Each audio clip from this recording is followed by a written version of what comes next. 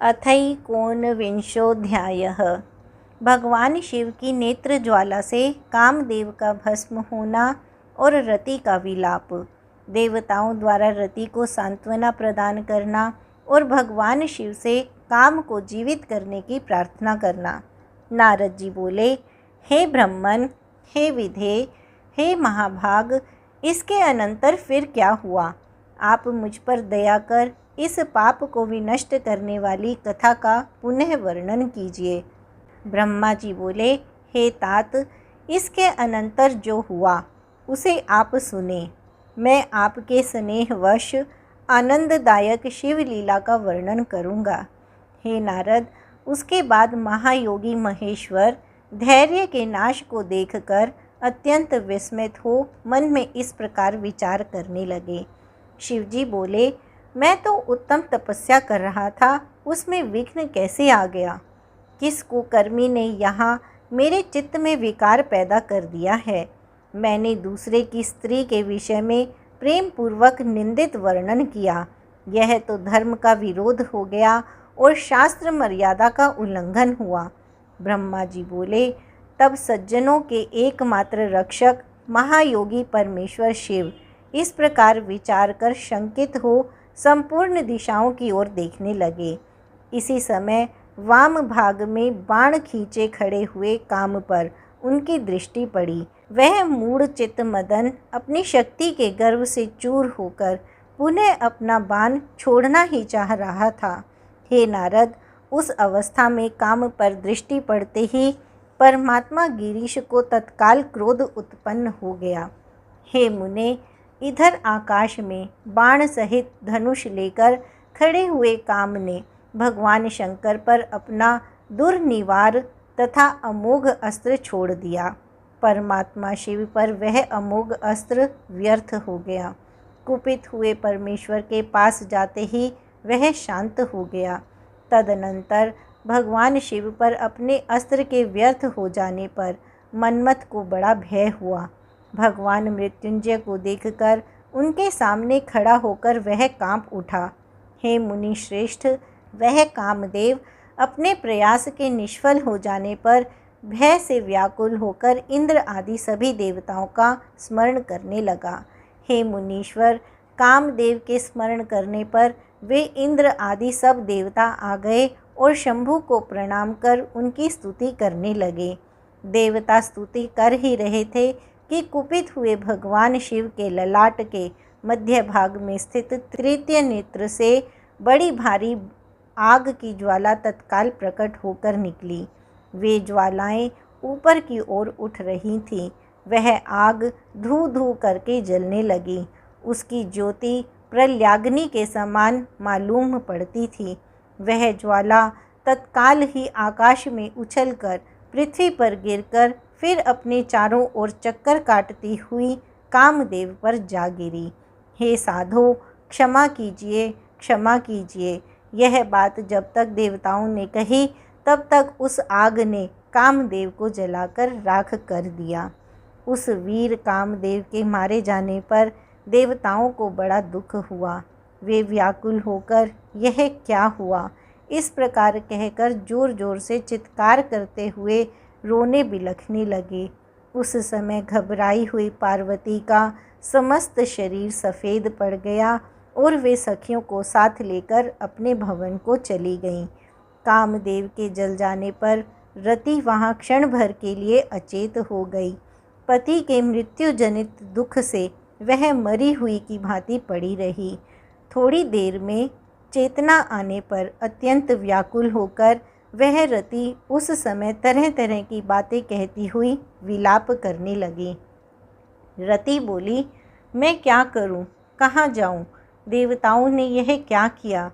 मेरे उद्धत स्वामी को बुलाकर उन्होंने नष्ट करा दिया।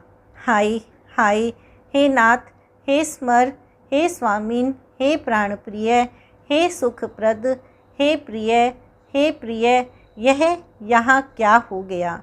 ब्रह्मा जी बोले, इस प्रकार रोती बिलखती और अनेक प्रकार की बातें कहती हुई वह हाथ पैर पटक कर सिर के बालों को नोचने लगी। हे नारद, उस समय उसका विलाप सुनकर वहाँ रहने वाले समस्त वनवासी तथा सभी स्थावर प्राणी भी दुखी हो गए। इसी बीच इंद्र आदि समस्त देवता महेश्वर का स्मरण करते हुए रति को आश्वस्त करके उससे कहने लगे। देवता बोले, थोड़ा सा भस्म लेकर उसे यत्नपूर्वक रखो और भय छोड़ दो।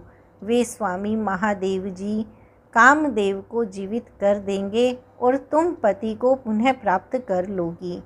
कोई न सुख देने वाला है और न कोई दुख ही देने वाला है। सब लोग अपनी करनी का फल भोगते हैं। तुम देवताओं को दोष देकर व्यर्थ ही शोक करती हो।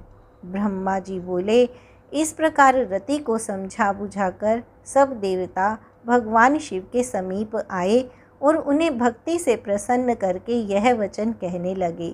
देवता बोले, हे भगवान, हे प्रभु, हे महेशान, हे शरणागत वत्सल, आप कृपा करके हमारे इस शुभ वचन को सुनिए। हे शंकर, आप कामदेव के कृत्य पर भली भांति अत्यंत प्रसन्नतापूर्वक विचार कीजिए। हे महेश्वर, काम ने जो यह कार्य किया है इसमें उसका कोई स्वार्थ नहीं था। हे विभो, दुष्ट तारकासुर से पीड़ित हुए सब देवताओं ने मिलकर उससे यह कार्य कराया है।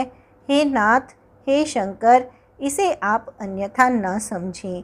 सब कुछ प्रदान करने वाले हे देव, हे गिरीश, साध्वी रति अकेली अति दुखी होकर विलाप कर रही है। आप उसे सांत्वना प्रदान कीजिए। हे शंकर, यदि इस क्रोध के द्वारा आपने कामदेव को मार डाला तो हम यही समझेंगे कि आप देवताओं सहित समस्त प्राणियों का अभी संहार कर डालना चाहते हैं। उस रति का दुख देखकर देवता नष्ट प्राय हो गए हैं, इसलिए आपको रति का शोक दूर कर देना चाहिए। ब्रह्मा जी बोले, हे नारद, उन संपूर्ण देवताओं का यह वचन सुनकर भगवान शिव प्रसन्न हो गए और यह वचन कहने लगे। शिवजी बोले, हे देवताओं और ऋषियों, आप सब आदरपूर्वक मेरी बात सुनिए। मेरे क्रोध से जो कुछ हो गया है वह तो अन्यथा नहीं हो सकता, तथापि रति का शक्तिशाली पति कामदेव तभी तक अनंग रहेगा जब तक रुक्मणी पति श्री कृष्ण का धरती पर अवतार नहीं हो जाता। जब श्री कृष्ण द्वारका में रहकर पुत्रों को उत्पन्न करेंगे तब ये रुक्मणी के गर्भ से काम को भी जन्म देंगे। उस काम का ही नाम उस समय प्रद्युम्न होगा, इसमें संशय नहीं है। उस पुत्र के जन्म लेते ही शंबरासुर उसे हर लेगा। हरण करके दानव श्रेष्ठ मूर्ख शंबर उसे समुद्र में फेंककर और उसे मरा हुआ जानकर वृथा ही अपने नगर को लौट जाएगा। हे रते, तुम्हें उस समय तक शंबरासुर के नगर में सुखपूर्वक निवास करना चाहिए। वहीं पर तुम्हें अपने पति प्रद्युम्न की प्राप्ति होगी। हे देवताओं, वहाँ युद्ध में उस शंबरासुर का वध करके कामदेव अपनी पत्नी को प्राप्त करके सुखी होगा। हे देवताओं, प्रद्युम्न नामधारी वह काम शंबरासुर का जो भी धन होगा उसे लेकर उस रति के साथ अपने नगर में जाएगा। मेरा यह कथन सर्वथा सत्य होगा। ब्रह्मा जी बोले, हे नारद, शिवजी की यह बात सुनकर देवताओं के चित्त में कुछ उल्लास हुआ और वे सिर झुकाकर उन्हें प्रणाम करके दोनों हाथ जोड़कर उनसे कहने लगे। देवता बोले, हे देवदेव, हे महादेव, हे करुणा सागर, हे प्रभु, हे हर, आप कामदेव को शीघ्र जीवित कर दीजिए तथा रति के प्राणों की रक्षा कीजिए। ब्रह्मा जी बोले, देवताओं की यह बात सुनकर सबके स्वामी करुणा सागर परमेश्वर शिव प्रसन्न होकर पुनः कहने लगे। शिवजी बोले, हे देवताओं, मैं बहुत प्रसन्न हूँ। मैं काम को सबके हृदय में जीवित कर दूंगा और वह सदा मेरा गण होकर विहार करेगा। हे देवताओं, आप लोग इस आख्यान को किसी के सामने मत कहिएगा। आप लोग अपने स्थान को जाइए मैं सब प्रकार से आप लोगों के दुख का नाश करूँगा। ब्रह्मा जी बोले। इस प्रकार कहकर रुद्रदेव देवताओं की स्तुति करते करते ही अंतर्धान हो गए। तब सभी देवता अत्यंत प्रसन्न तथा संदेह रहित हो गए। हे मुने, तदनंतर रुद्र की बात पर भरोसा करके वे देवता रति को आश्वासन देकर तथा उससे उनका वचन कहकर अपने अपने धाम को चले गए। हे मुनीश्वर, तब वह काम पत्नी शिव के बताए हुए नगर को चली गई तथा रुद्र के बताए गए समय की प्रतीक्षा करने लगी। इति श्री शिव महापुराणे द्वितीयायां रुद्र संहितायां तृतीये पार्वती खंडे कामनाश वर्णनम नाम 19वाध्यायः। इस प्रकार श्री शिव महापुराण के अंतर्गत द्वितीय रुद्र संहिता के तृतीय पार्वती खंड में कामनाश वर्णन नामक 19वां अध्याय पूर्ण हुआ। अथ 20वाध्यायः। शिव की क्रोधाग्नि का वडवा रूप धारण और ब्रह्मा द्वारा उसे समुद्र को समर्पित करना। नारद जी बोले, हे विधे, भगवान हर के तृतीय नेत्र से निकली हुई वह अग्नि की ज्वाला कहाँ गई? आप चंद्रशेखर के उस चरित्र को कहिए। ब्रह्मा जी बोले, हे नारद, जब भगवान रुद्र के तीसरे नेत्र से प्रकट हुई अग्नि ने कामदेव को शीघ्र ही जलाकर राख कर दिया, उसके अनंतर वह बिना किसी प्रयोजन के ही सब ओर फैलने लगी।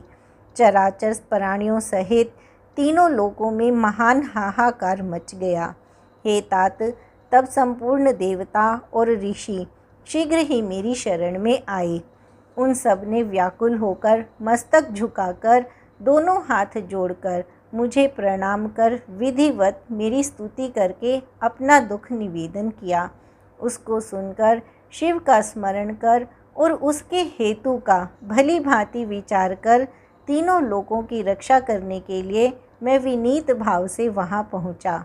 वह अग्नि ज्वालामाला से अत्यंत उद्दीप्त हो जगत को जला देने के लिए उद्यत थी, परंतु भगवान शिव की कृपा से प्राप्त हुए उत्तम तेज के द्वारा मैंने उसे तत्काल स्तंभित कर दिया। हे मुने, मैंने त्रिलोकी को दग्ध करने की इच्छा रखने वाली उस क्रोधमय अग्नि को सौम्य ज्वाला मुख वाले घोड़े के रूप में परिवर्तित कर दिया। भगवान शिव की इच्छा से उस वाडव शरीर वाली अग्नि को लेकर जगतपति मैं लोकहित के लिए समुद्र के पास गया। हे मुने, मुझे आया हुआ देखकर समुद्र एक दिव्य पुरुष का रूप धारण करके हाथ जोड़कर मेरे पास आया।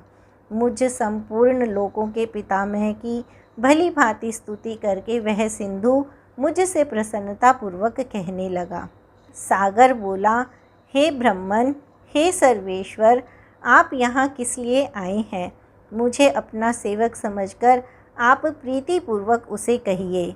सागर की बात सुनकर शंकर का स्मरण करके लोकहित का ध्यान रखते हुए मैं उससे प्रसन्नतापूर्वक कहने लगा। ब्रह्मा जी बोले, हे तात, हे महाबुद्धिमान, संपूर्ण लोकों के हितकारी, हे सिंधो, मैं शिव की इच्छा से प्रेरित हो हृदय से प्रीतिपूर्वक तुमसे कह रहा हूँ, सुनो। यह महेश्वर का क्रोध है जो महान शक्तिशाली अश्व के रूप में यहाँ उपस्थित है। यह कामदेव को दग्ध करके शीघ्र संपूर्ण जगत को जला डालने के लिए उद्यत हो गया था। हे तात, तब पीड़ित हुए देवताओं ने शंकर की इच्छा से मेरी प्रार्थना की और मैंने शीघ्र वहाँ आकर अग्नि को स्तंभित किया। फिर इसने घोड़े का रूप धारण किया और इसे लेकर मैं यहाँ आया। हे जलाधार, दया करने वाला, मैं तुम्हें यह आदेश दे रहा हूँ। महेश्वर के इस क्रोध को, जो घोड़े का रूप धारण करके मुख से ज्वाला प्रकट करता हुआ खड़ा है, तुम प्रलय काल पर्यंत धारण किए रहो। हे सरित पते, जब मैं यहाँ आकर निवास करूँगा तब तुम शंकर के इस अद्भुत क्रोध को छोड़ देना। तुम्हारा जल ही इसका प्रतिदिन का भोजन होगा। तुम यत्नपूर्वक इसे धारण किए रहना, जिससे यह अन्यत्र न जा सके। ब्रह्मा जी बोले, हे नारद, इस प्रकार मेरे कहने पर समुद्र ने रुद्र के क्रोधाग्नि रूप वड़वानल को धारण करना स्वीकार किया, जो दूसरे के लिए असंभव था। उसके अनंतर वाडव शरीर वाली वह अग्नि समुद्र में प्रविष्ट हुई और ज्वालामालाओं से प्रदीप्त हो उस सागर की जल राशि का दहन करने लगी। हे मुने, तदनंतर संतुष्ट चित्त होकर मैं अपने धाम को चला आया और दिव्य रूपधारी वह समुद्र मुझे प्रणाम करके अंतर्धान हो गया। महामुने, रुद्र की उस क्रोधाग्नि के भय से छूटकर संपूर्ण जगत स्वस्थता का अनुभव करने लगा और देवता तथा मुनिगण सुखी हो गए। इति श्री शिव महापुराणे द्वितीयायां रुद्र संहितायां तृतीये पार्वती खंडे वडवानल चरित वर्णनम नाम विंशोध्यायः। इस प्रकार श्री शिव महापुराण के अंतर्गत द्वितीय रुद्र संहिता के तृतीय पार्वती खंड में वडवानल चरित वर्णन नामक 20वां अध्याय पूर्ण हुआ।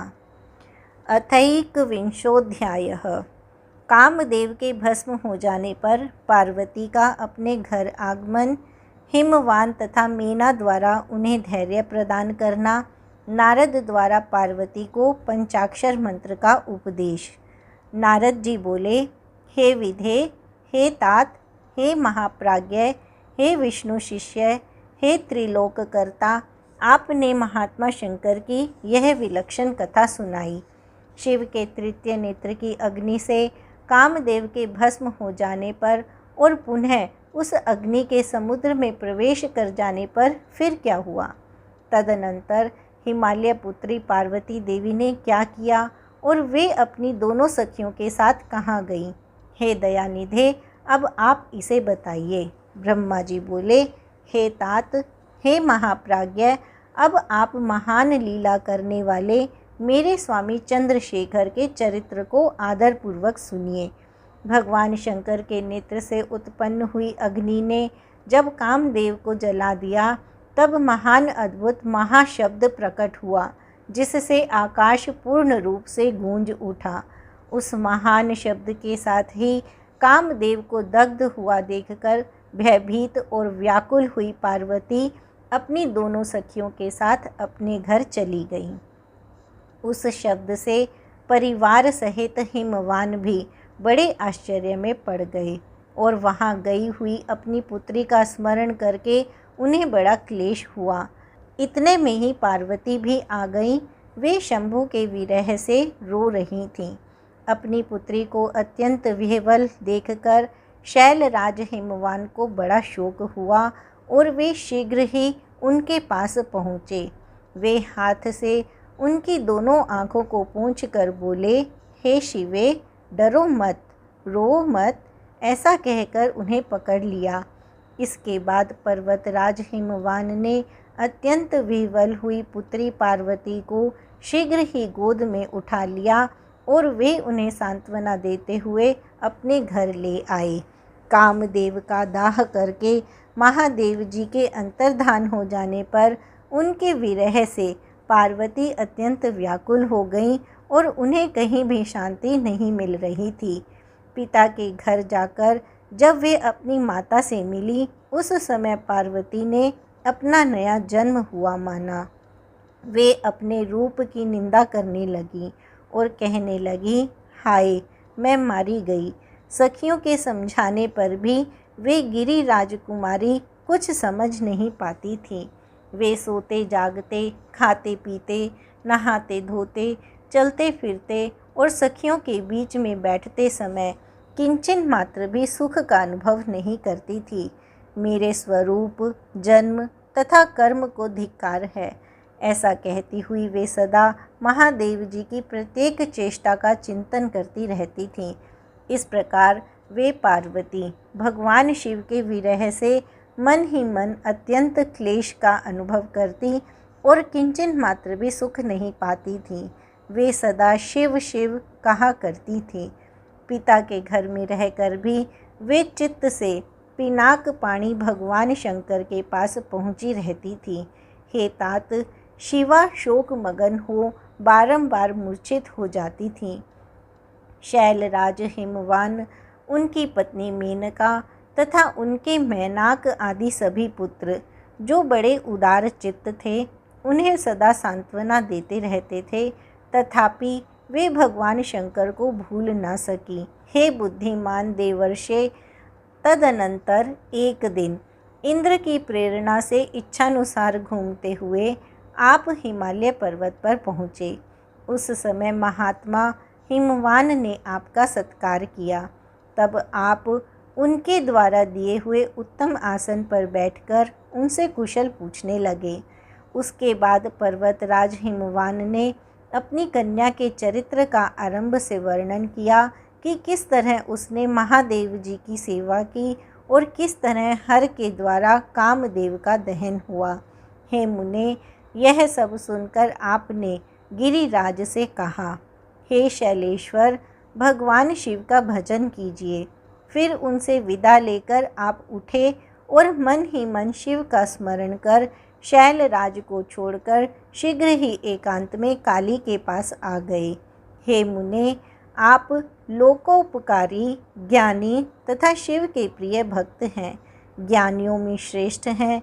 अतः काली के समीप जाकर उसे संबोधित करके उसी के हित में स्थित हो उससे आदरपूर्वक यह वचन कहने लगे। नारद जी बोले, हे काली, तुम मेरी बात सुनो। मैं दयावश यह सत्य बात कह रहा हूँ। मेरा वचन तुम्हारे लिए सर्वथा हितकर, निर्दोष तथा उत्तम वस्तुओं को देने वाला होगा। तुमने यहाँ महादेव जी की सेवा अवश्य की थी, परंतु बिना तपस्या के गर्वयुक्त होकर की थी। दीनों पर अनुग्रह करने वाले शिव ने तुम्हारे उसी गर्व को नष्ट किया है। हे शिवे, तुम्हारे स्वामी महेश्वर विरक्त और महायोगी हैं। उन भक्त वत्सल ने कामदेव को जलाकर तुम्हें सकुशल छोड़ दिया है। इसलिए तुम उत्तम तपस्या में निरत हो चिरकाल तक महेश्वर की आराधना करो। तपस्या के द्वारा संस्कार युक्त हो जाने पर रुद्रदेव तुम्हें अपनी भार्या अवश्य बनाएंगे और तुम भी कभी उन कल्याणकारी शंभु का परित्याग नहीं करोगी।